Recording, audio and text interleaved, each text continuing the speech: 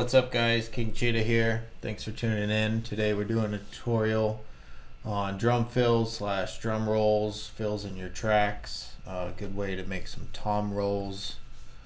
To start right out the bat, I've got some tom samples selected for us here.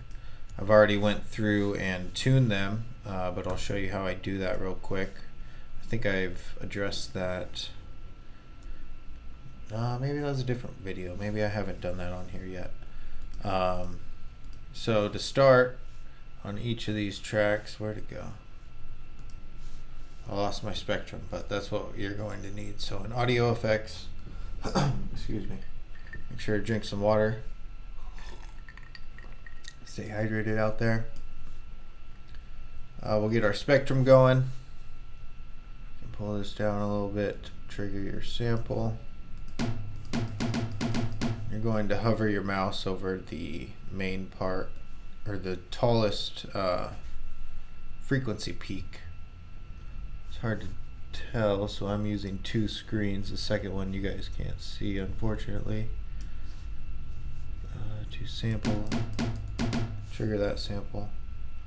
Off screen here, it looks like we've got an A. And so to tune it to our song, we're going to take that. I've made a little clip over here called D minor, and it's a simple MIDI clip. There's no real information in it besides the scale that we're using. I've got D minor selected here, and so you're going to do the MIDI or the minor scale step pattern to get these notes, and then I've just moved them off to the side and folded the clip, and that way I can only see the notes that I care about right now. So with that in mind, you want to tune all of your tom samples to those notes. If not all those notes, you could do like the first, third, and fifth, or different combinations of that to get interesting tom fills. But for our purposes, I've just tuned all these to the notes in the scale. So our next step is to route our audio from our track with a drum rack on it.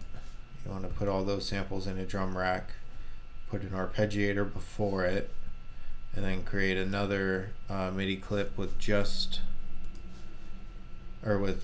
with all those samples selected and made for full length of a loop. I've only got one bar here. It's pretty easy to do if you just do something like that and then copy it for all the samples that you're going to use in your tom fill. Next, like I was saying, was the in and outs. You're going to create another or a different audio track and take the audio from that MIDI track with the drum rack on it. And then I've done a couple different times where I record the audio to see what that looks like. Here's a long sample recorded. Let's do it again real quick.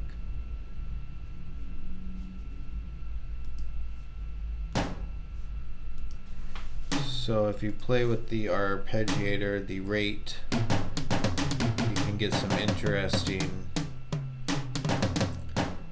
tom fills going on.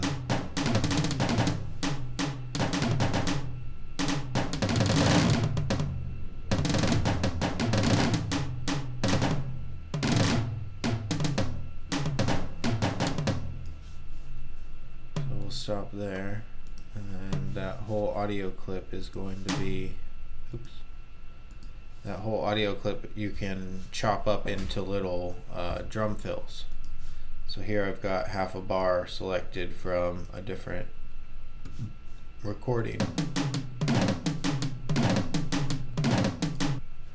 And so if you just place that in your track at the end of like every 16 bars, you're going to get some better results. Hope that helps, guys. See you later.